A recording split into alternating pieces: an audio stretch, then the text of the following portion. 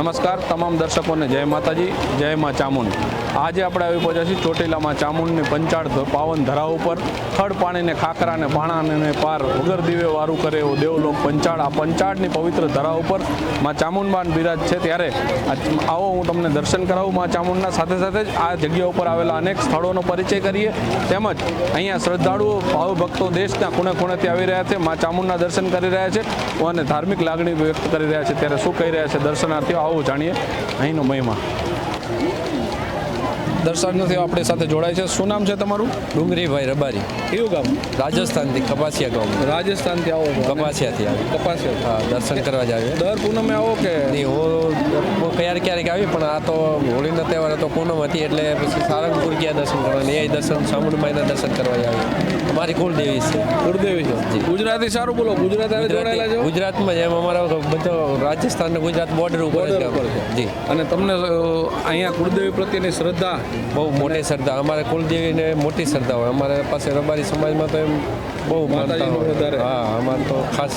અને છેલ્લા કેટલા સમયથી પરિવાર તમારો અહીંયા આવી રહ્યા છે? ઘણા વર્ષોથી આવે છે, અમારા બાપ દાદોથી પૂજના ઠેઠાથી જ છે।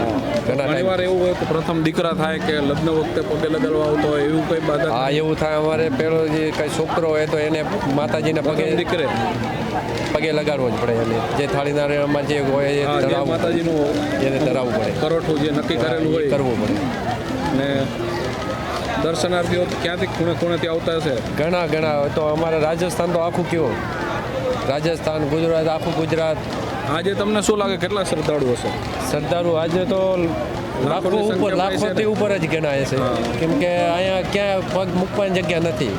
બજારમાં કયો તો, બધી રોડ ઉપર કયો તો, ક્યાંય હોટલો ઉપર કયો તો, બધે ફૂલ જ છે।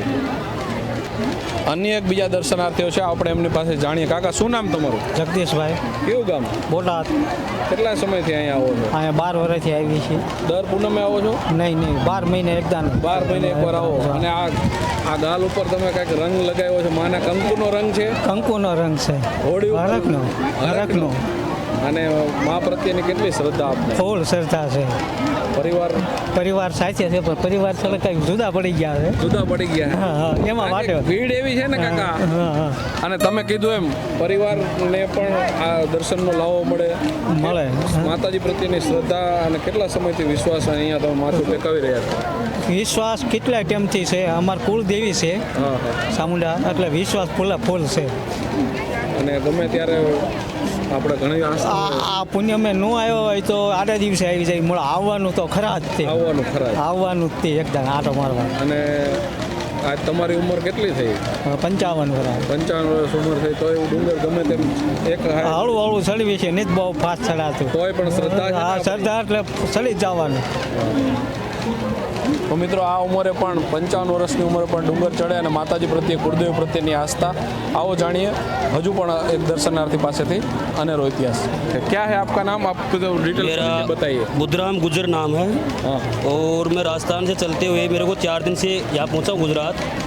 अपने माता चोटीला पहुँचा हूँ, इधर चोटीला मंदिर पे। तो माता जी के दर्शन करने के लिए मैं आया हूँ इधर।